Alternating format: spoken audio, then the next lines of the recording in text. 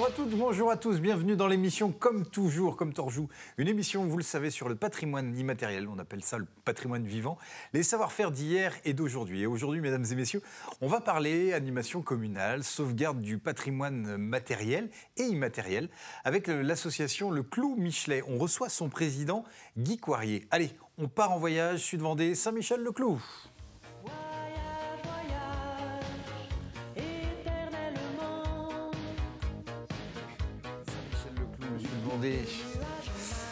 Dans nos communes, chaque soir, nous allumons les réverbères pour éclairer nos rues et nos villages. Et c'est bien normal.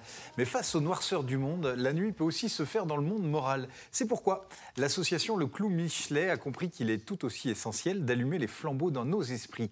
Aussi, la joyeuse équipe œuvre sans relâche pour mettre en lumière les trésors du patrimoine, dynamiser la vie locale. Fédérer, rassembler sont autant de missions qui permettent de faire rayonner la commune. Alors qu'ils restaurent un lieu historique, un lavoir, un monument aux morts, qu'ils organisent des concerts, des marchés de Noël, qu'ils rédigent l'histoire de la commune, ces initiatives sont autant de fenêtres ouvertes sur l'histoire du village et des opportunités pour se rassembler. Ils ne sont pas des ennemis de la joie autour des moments de convivialité. Avec eux, tout est possible. Bon nombre d'actions qui contribuent à imaginer des présents heureux et à laisser une empreinte positive dans la communauté. Nous vivons sur un morceau de terre qui ne nous appartient pas. Leur engagement dans la restauration, la valorisation de l'histoire locale et l'animation de la commune eh bien, est une main tendue aux habitants de demain et un souci de transmission. Car oui, au Clou Michelet, on se retrousse les manches, on solidarise, on transpire ensemble. Avec eux, c'est sûr, rien d'impossible. Eh bien, c'est cette joie, cette volonté de jouer collectif, d'agir sans tourner en rond, eh bien, qui rend cette association joyeuse, dynamique, sympathique. Elle n'est pas un simple acteur du passé, mais un bâtisseur d'avenir, finalement une promesse de transmission et de solidarité et d'espoir. Le Clou Michelet a bien compris que pour illuminer un lieu, pour cultiver le vivre ensemble, il suffit parfois d'allumer les réverbères du cœur. Alors, comment est née cette association? Quelle est son histoire? Quelles actions mène-t-elle? Autant de questions que nous allons poser à son président, Guy Coirier, notre invité. Bonjour Guy. Bonjour et merci de l'invitation. Avec grand plaisir. On aime bien ces associations qui travaillent à l'animation des communes et puis à la valorisation du patrimoine, qu'il soit matériel ou immatériel. Et je crois que c'est vraiment l'objet du Clou Michelet. Donc, c'est nous qui vous remercions. Vous aviez toute votre place dans ce studio. Alors, merci. Avant de se lancer dans le sujet, que vous nous présentiez ce qu'est le Clou Michelet et puis vos nombreuses idées, vos idées parfois farfelues. C'est vrai. Eh bien, permettez-moi de vous présenter deux monuments, deux institutions qui sont quasi inscrites au patrimoine des monuments historiques. Hein, c'est nos deux Jean-Pierre précieux, nos deux jeunes hommes. Bonjour les Jean-Pierre. Bonjour. Toujours aussi beaux. Tellement. Les deux, parce que... mais évidemment, oui, non, mais bien sûr, au contraire, autrement, il n'y aurait pas de concours. Oui. Par contre, des fois, on me dit, les Jean-Pierre, celui qui a des lunettes. Donc, je me dis, l'autre oui. pas. Oui. On me l'a fait aussi. C'est vrai. Mon grand-père chantait une chanson sur les lunettes. Ah oui. Ouais. Lunettes à con, conserver la vue, pour voir des culs, pour voir des cupidités. Yeah. C'est une chanson de mon grand-père. Eh bien, méfiez-vous, vous allez être invité au Clou Michelet à faire l'animation. Les prochaines animations. D'accord, avec plaisir. Et alors, vous nous avez cuisiné quoi et vous nous allez nous parler On est dans la tradition tous azimuts, puisque la tradition, c'est les racines de notre passé et les clés de notre avenir, quelque part. Et donc, je parle de la brioche que faisait ma grand-mère. Il y a plusieurs recettes de brioche selon les familles. Selon maintenant, il y a moins de familles, mais plus de fabricants. Mais les traditions familiales restent encore des pâtisseries qu'on peut faire tranquillement à la maison, sans s'énerver, avec un peu de patience. Sans avoir un four spécial? Non, pas du tout. Non, il faut trouver un peu de levure du boulanger, c'est mieux. Mais même si on met de la levure fantaisie, là, ça marche quand même. Et la levure du boulanger, elle a plus de longueur de poussée, ça pousse plus longtemps. D'accord. La levure chimique est beaucoup plus rapide. Vous nous expliquerez, parce que c'est vrai qu'on se dit, ça paraît compliqué comme ça. Mais... Non, c'est simple. Il faut la faire avec amour et respecter un petit peu le temps que la brioche monte, qu'elle vienne à maturité. Quoi. Vous avez un expert en face de vous. Il faut la mettre dans son lit. Oui, je sais que j'ai un expert. Il faut la mettre dans son lit, la brioche. Ah ben oui, on peut la mettre dans son lit. Ah oui. Autrefois, c'est ce que les gens faisaient. Dans le lit. Pour lever le pain. Parce que le lit était chaud. Quand il y avait un temps qui ne s'y prêtait pas. Mitigé. Allez hop. Ouais. J'ai entendu dire qu'on recouchait même les vieillards pour entretenir Ben, j'ai ma grand-mère qui a la été... chaleur du lit. J'ai ma grand-mère qui a été malade. On lui a conseillé qu'elle ne prenne pas froid. Puis elle me dit, ben, je vais coucher avec le bouc. Et puis, alors, le docteur lui a dit, mais pour l'odeur, la grand-mère a répondu, mais il faudra bien qu'elle s'habitue. Alors, ça promet. Hein. Jean-Pierre est en forme. Là ça nous fait deux sorties en ce début d'émission. On est à moins de 5 minutes du démarrage. Et ben, l'émission n'est pas terminée. Hein. Allez, Jean-Pierre en cache un autre. Jean-Pierre Bertrand. Ben, moi, j'ai trouvé 2 archives, dont une qui va toucher notre invité, puisque on va faire parler son papa. Et puis la deuxième, c'est une dame, Marie-Rose Maillot, dont j'ai souvenir, qui était une femme adorable, et qui nous chante, qui va nous chanter quelque chose qu'on connaît bien en Vendée, Compère Guillery. Oui. Alors, j'ai choisi parce que cette femme le chantait, mais aussi parce que ça touche la Vendée. Et contrairement à ce qu'on pense, c'est une pièce ancienne. Oui. Elle est publiée en tant que recueil en 1750. D'accord. Et Donc on est dans le patrimoine. Une version collectée À Saint-Michel. à Saint-Michel. Bon, très bien. Bon, ben, c'est des petits cadeaux Merci. pour vous. Guy Coirier, le Clou Michelet, c'est quoi l'association? C'est quoi ses missions, son histoire? Dites-nous tout. Son histoire est assez récente. Elle fut créée en 2011, en 2011, novembre 2011, pour accueillir le 17e rassemblement des Saint-Michel de France, qui était prévu les 24, 25 et 26 août 2012. Ça représente combien de Saint-Michel de France? On en a reçu 21, Mais il y en a beaucoup plus. sur une soixantaine. Sur une soixantaine, Oui, d'accord. oui. Et on a réuni un peu plus de 5000 personnes et servi 2000 repas à peu près. D'accord. Donc ça s'est fort bien passé. Opération terminée, l'association se met un peu en veille. Et en 2015, un petit groupe de personnes se retrouve pour dire on va faire quelque chose. Et oui, mais quoi? On s'est dit parler de l'histoire des villages. Et en cherchant, en trifouillant, on s'est rendu compte que l'histoire du village était riche d'histoire. On va écrire des ouvrages, on va faire des manifestations, on va faire plein de choses. Et on est parti sur 4 directions. Le recherche d'archives pour la rédaction d'ouvrages, Oui. la restauration, la mise en valeur du patrimoine matériel, Oui. l'organisation de manifestations culturelles festives et solidaires. On aime bien le mot solidaire à Saint-Michel, au moins dans notre association. Et puis l'animation d'ateliers de découverte. Alors c'est quoi cet atelier de découverte? Eh bien, on a commencé par l'historial de Vendée Ouais. pour lancer... Éveiller la curiosité. oui, et puis surtout éveiller l'envie de nous rejoindre. D'accord, mettre en appétit. Et ça a fonctionné. Ouais. Ça a fonctionné. Et on a donc une devise qui est respect, liberté, convivialité. Et puis des couleurs qui sont proches de celles de la République. Blanc, rouge, rosé. ça fait toujours rire.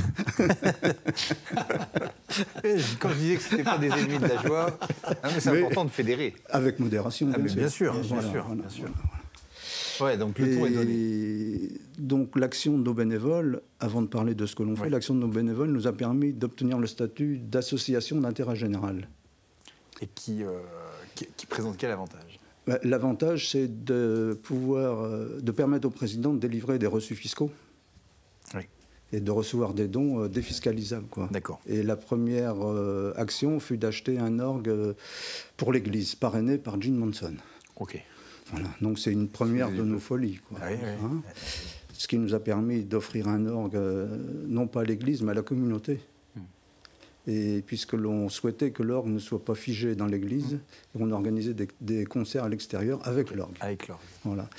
Et cette première action nous a permis de remplir l'église, d'apporter du bonheur et puis de se dire on va continuer sur cette lancée, quoi. Et là, on est sur l'initiative de citoyens.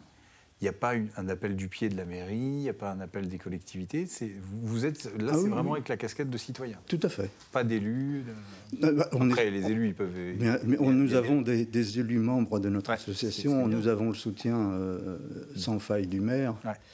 Mais les idées viennent de notre groupe. D'accord. Voilà. Ok. À une époque, en 2015, on avait une organisation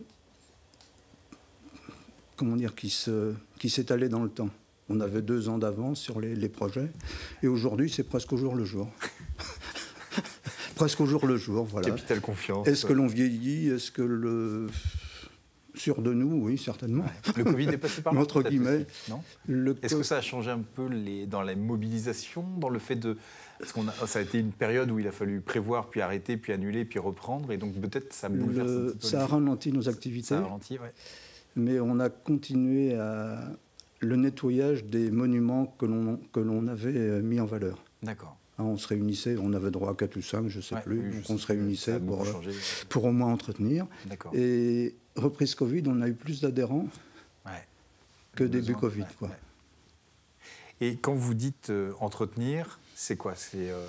La fontaine de Beaulieu, par exemple, qui était enfouie sous la végétation. D'accord. L'herbe ne nous écoute pas, elle pousse toujours. Elle pousse toujours.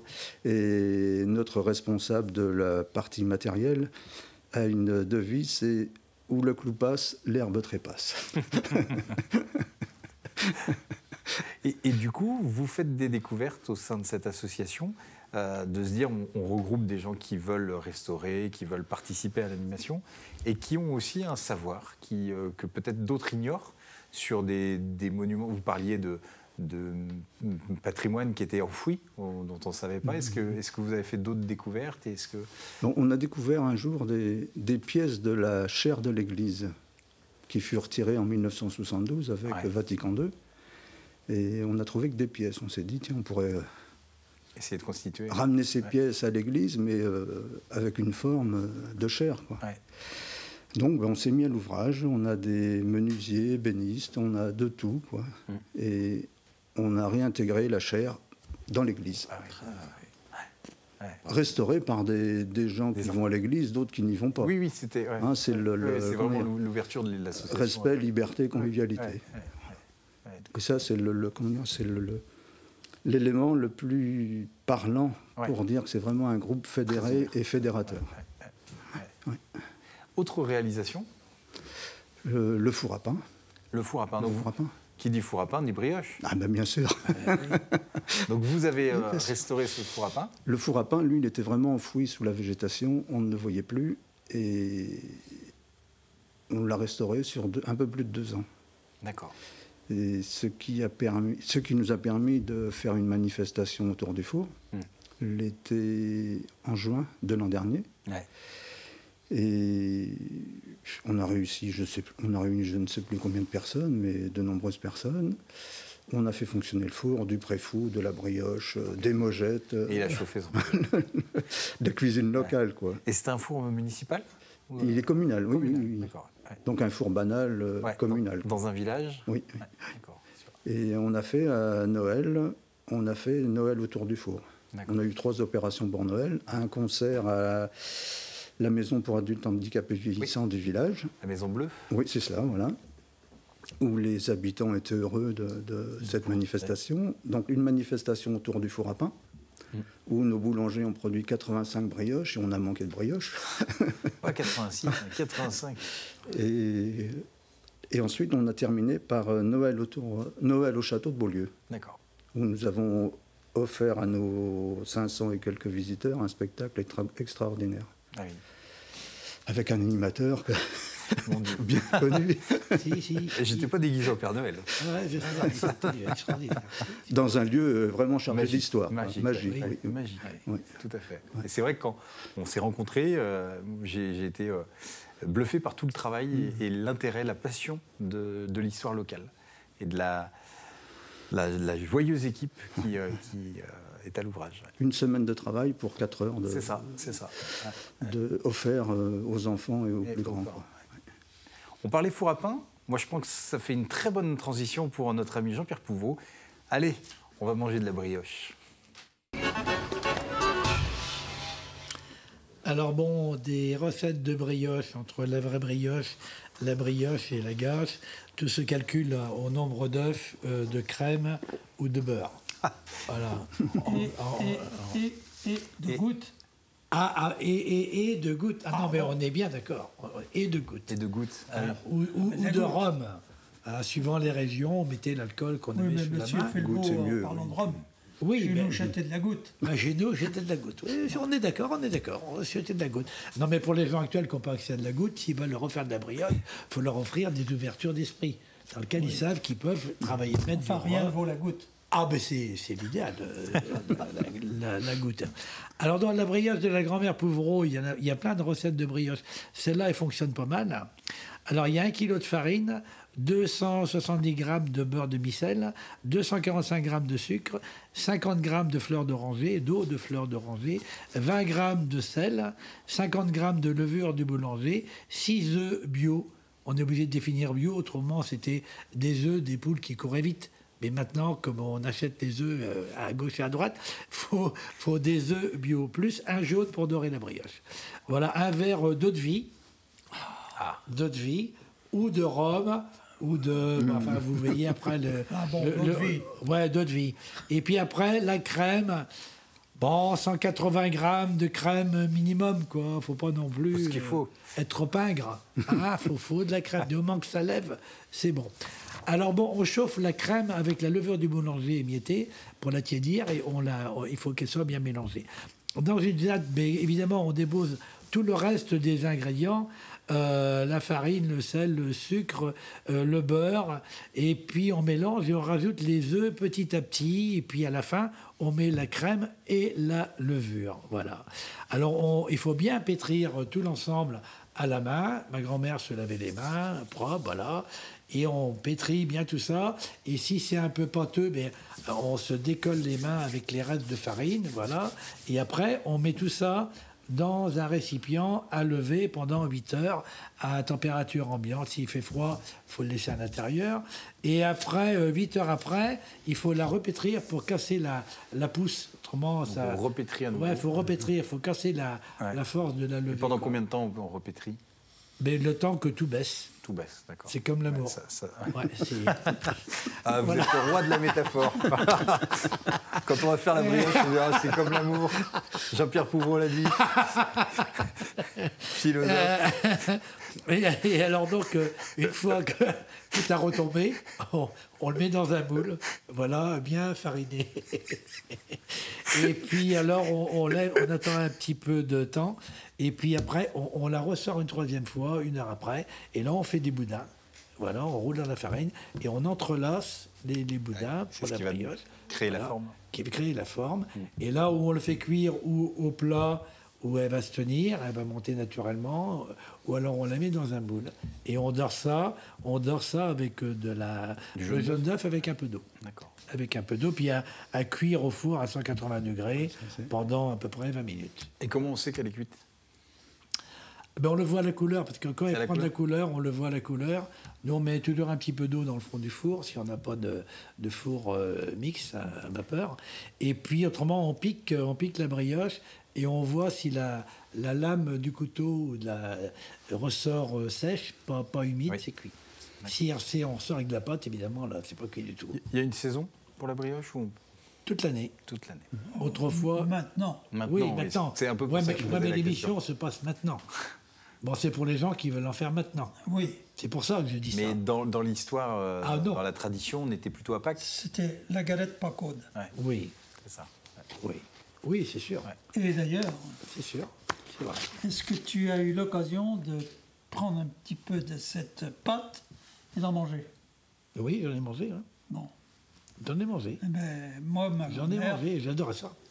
que j'ai entendu dans plein d'endroits demander, où on disait, oh là là, mange pas ça, t'auras des crapauds dans le ventre. Ah oui. Ah ben, Ah ouais. ah ben oui. Pourquoi ils ne m'ont pas dit à moi? À mon avis, il n'y avait pas grand-chose à te dire. Tête de pioche. Et dans un four classique, mais est-ce que vous sauriez reconnaître la cuisson dans un four à pain et puis un Ah oui, mais four classique, pareil. ouais. Sauf Ça que n'a pas le même beaucoup goût plus quand même. long dans C'est un plus four à long. pain. Ouais. Oui, c'est compliqué. C'est Ouais, compliqué, c'est vrai. Lorsque notre équipe chauffe Ouais. le four, donc le pain, c'est 220 degrés. Ouais. Et la brioche, 180 degrés. Oui, mais c'est pas 190 ni 170, c'est 180 donc degrés. faut trouver le bon Donc il y a plein de petites techniques pour maîtriser cette température. Mais notre équipe triche un peu, elle a un thermomètre électronique. Oui, voilà. Et vous faites ça à quelle époque? On a fait ça en juin, on a fait ça pour Noël, et on va certainement faire quelque chose cette année, quoi. Ouais. On ne peut pas demander aux bénévoles de remettre en état un outil sans et de le laisser dormir, quoi. Bien sûr, c'est tout l'intérêt. Et puis c'est une semaine de chauffe, et on arrive le lundi, on commence à chauffer le petit casse-croûte ou le petit verre de ce que vous pensez. Ce qui est agréable, c'est que les voisins viennent. Et certains viennent avec une pizza ou un pain, une brioche. C'est vraiment fédérateur, quoi. C'est bien, ça. Il reste des fours à restaurer sur la commune? Privés, quelques-uns privés. Oui. D'accord. Je pense qu'on va s'arrêter. Oui. Tant que la brioche peut être faite. Notre idée, c'est pas le business. Oui, c'est ça. C'est vraiment de garder l'âme d'une partie du village. Je vous propose qu'on passe à la chronique de Jean-Pierre Bertrand de Bouche à Oreille. Et là, à mon avis, ça sent la séquence émotion. Mais disons que c'était l'occasion qui fait le larron. Je rappelle, ou j'informe, qu'en 99 et 2000, dans le sud Vendée, à partir de l'arrondissement de Fontenay-le-Comte, il y a 10 communautés de communes qui se sont associées pour créer un GAL, Groupement d'Action Locale. 10 communes, plus que... 10 cantons. À 10 cantons, d'accord. Et ça allait jusqu'à Luçon, de l'Hermenot à... la Châtaigneraie, etc. Et cette opération était une opération européenne. Et donc, il y avait 2 personnes, 2 salariés par canton, qui allaient questionner la population sur leurs souvenirs. Et quand j'ai eu le nom de notre invité, Guy Coirier, j'ai cherché dans les archives et j'ai découvert que nous avions des témoignages d'un Raymond Coirier. Je me suis dit, alors je suis allé voir s'il y avait beaucoup de Coirier sur Saint-Michel-le-Cloux. J'ai vu que ce n'était pas un nom particulièrement répandu. Et j'ai quand même eu la courtoisie de demander à notre invité si il y avait une relation familiale. Bien sûr. Et puis c'est son papa. D'accord, on va entendre votre papa. Voilà, et on va entendre le papa qui apparemment avait une épouse qui était une femme d'entreprise, puisqu'elle, dans le dos de son mari, elle a négocié un comme-piqueur, une des toutes premières machines à récolter le maïs, parce qu'avant, ils avaient eu vent que pour se lancer à l'époque en agriculture, alors qu'ils étaient charrons, c'était le maïs qui était porteur. Alors ils ont commencé au maïs, et puis là la maman s'est intéressée de près à l'affaire, et elle a demandé à Chantenay, chez le marchand de matériel agricole, Bourgoin, à Bournezeau, à commander, à l'époque. C'était Chantenay à l'époque. À commander l'appareil, en gros dans le dos du papa. Alors on va entendre ça. Vous avez connaissance de cette histoire? De l'interview, non, mais du corn-piqueur, oui. Ah ben on va écouter. Oui. Il était un petit homme qu'on appelait Guillery Carabi. Parce que ma femme était une terrible, je ne devrais pas vous dire, enfin, et elle qui s'occupait des comptes, de tout. Oui, moi, je n'ai jamais touché à la bourse, comme on dit, parce que quand on a 2 qui pigent dans le même tiroir, on ne va pas souvent bien. Oui. Une journée, on était à faire les battages à la ferme de la Martrie, là. Une grosse ferme. Là, ma femme qui vient en auto, elle me dit, tu sais pas ce qu'il va t'acheter? Non, un corps-piqueur. Tu vas acheter un corps-piqueur. Où? Ben chez le bourgeois, alors, Chantenay. Puis j'en ai de l'armée. Puis qu'est-ce qu'il va le payer? T'en fais pas, regardez, tout est arrangé. Le 10 mai 72. 5 949 francs 50. Ah oui. Pour dire 6 000. Oui. C'est bien. Ah oui, parce que tout classé chez nous, là. Ah oui, c'est alors, bien. En effet, on ouvre la partie, essayer dans un champ, là, qu'une grand-mère m'avait enfermé. Ah, elle m'a dit, le blanc pas t'enfermer, terre, il va t'en enfermer, moi. Alors, te les ça, si un jour mangeant, t'en as besoin. Entendu. Tout le monde a venu voir marcher le corps-piqueur. Puis je sais qu'il était pour rien. Au cueillir les maillets, sur les dépanouiller, faisait tout, on n'avait plus qu'à les mettre en clips. Mais c'est qu'il était beau, ça. Eh oui. Et ça, c'était en quelle année? à dire ça. Quand est-ce qu'il a avancé le code Picard? En 63. Hein? 1963. 63. Bon, on ne posera pas la question de qui portait la culotte. Hein. C'est C'est ce que j'ai répondu, c'est comme partout. ouais, c'est ça. Pourquoi ce serait différent dans ma famille? C'est vrai. Non, mais voilà, Ah oui, merci. mais il y a Merci. plusieurs heures d'enquête. Hein. Merci, oui. Ça fait longtemps que l'égalité de l'homme et de la femme existe. Et c'est un travail que vous avez fait, le collectage de récits Non, Non. non. Ouais, vous avez travaillé sur les histoires Voilà. Ouais. Des poilus notamment. On est sûr qu'il reste quelque chose Ouais. avec le papier. On a commencé par Saint-Michel sous l'occupation. Ouais. On ne savait pas trop par quoi commencer. Et on a évoqué à une réunion, on pourrait écrire Saint-Michel sous l'occupation, mais il ne s'est rien passé à Saint-Michel sous l'occupation. Rien. Sauf que le maire fut destitué pour rébellion contre l'occupant, Ouais. un des seuls de Vendée. On a eu un mariage le 6 juin 1944, et, entre autres, et à Saint-Michel, il y avait 960 Michelais, 910 Allemands, 640 réfugiés. Ouais, ok. Et cette communauté devait vivre tant bien que mal, quoi. Donc je garde un excellent souvenir, je ne suis pas le seul, des rencontres que l'on a fait avec les gens qui ont vécu ça. Ouais. Et j'ai mémoire de Raymond, c'était pas Raymond Coirier, mais Raymond, le plus âgé des interviewés. On va chez lui l'après-midi et je lui explique la démarche et il me dit « il n'y a rien à vous dire ». Et nous sommes restés tout l'après-midi. Mais heureusement, il n'avait rien à vous dire. Et il était heureux De pouvoir partager. de transférer sa mémoire. Ouais, transmettre la mémoire. Et tous, on a compris qu'ils étaient heureux que l'on imprime leur mémoire, qu'il reste quelque chose, quoi. Parce que on n'imagine pas aujourd'hui que les croix gammées ont flotté à Saint-Michel-le-Clou, pas qu'à Saint-Michel-le-Clou. Bien sûr. Hein, Partout. Ah, et c'est notre premier ouvrage. D'accord. Qui nous a presque fait pleurer lorsqu'on a vu la première maquette. J'imagine. On a continué par les... Et puis rapidement, on va présenter rapidement le reste. Mémoires au poilu de Saint-Michel-le-Clou, que l'on a édité pour le 100e anniversaire de l'armistice, donc 100 exemplaires.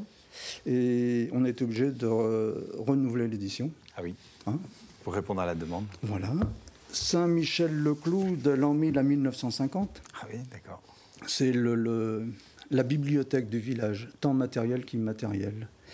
Et le pape Clément V est passé à Saint-Michel-le-Clou en 1305. À l'époque, il s'appelait Bertrand de Gaulle, mais il a été nommé pape la même année. Et dans mes folies, je raconte que Napoléon a bivouaqué de nombreuses reprises à Saint-Michel-le-Clou et que Clovis s'est marié avec Clotilde au bord de la Vendée, au lieu d'Hibernevaux. C'est bien, et on vous croit. Mais les historiens ne veulent pas me croire. Ah, c'est étonnant, étonnant. Et nous avons terminé par un petit fascicule qui rappelle que 3 Michelais sont morts pour la France au cours de la dernière guerre mondiale, dont 2 jeunes de 20 à 21 ans. Ok. Et avec un mot du délégué militaire départemental qui nous a fait cet honneur de préfacer cet ouvrage. Très bien. Ben, merci de nous présenter rapidement, succinctement vos travaux. Un concert aussi à venir, je vois... Non, c'est passé. Non, c'est à venir, c'est le 23 mars. Le 23 mars. C'est pas un concert, c'est une folie. Ah oui, c'est une folie. Oui, quand on voit l'affiche, peut-être... Non, mais c'est démesuré pour notre association. Les stentors, il y a de la joie. Hein, les stentors, démesuré pour nos finances, mais on s'en fiche, puisque l'objectif, c'est d'apporter un peu de bonheur. Du lien. Voilà. À 16h. Le 23 mars 2025, et les billets peuvent être retirés à l'Office du tourisme de Fontenay-le-Comte ou sur son site, c'est Vendée, Marais Poitevin. On indiquera tout ça, évidemment. Eh ben, merci beaucoup. Mais c'est moi qui vous remercie. Le rendez-vous est pris, et puis on va se dire à Bétou, et puis on va se quitter en générique de fin sur un témoignage de Marie-Rose Maillot, qui chante donc le Compère Guillery, qui était publié en 1750. Et on écoute. Et puis on va se dire... Il était un petit homme qu'on appelait Guillery Carabi. Il s'en fut à la chasse au perdrix Carabi, Titi Carabi, Toto Carabo, compère Guillery.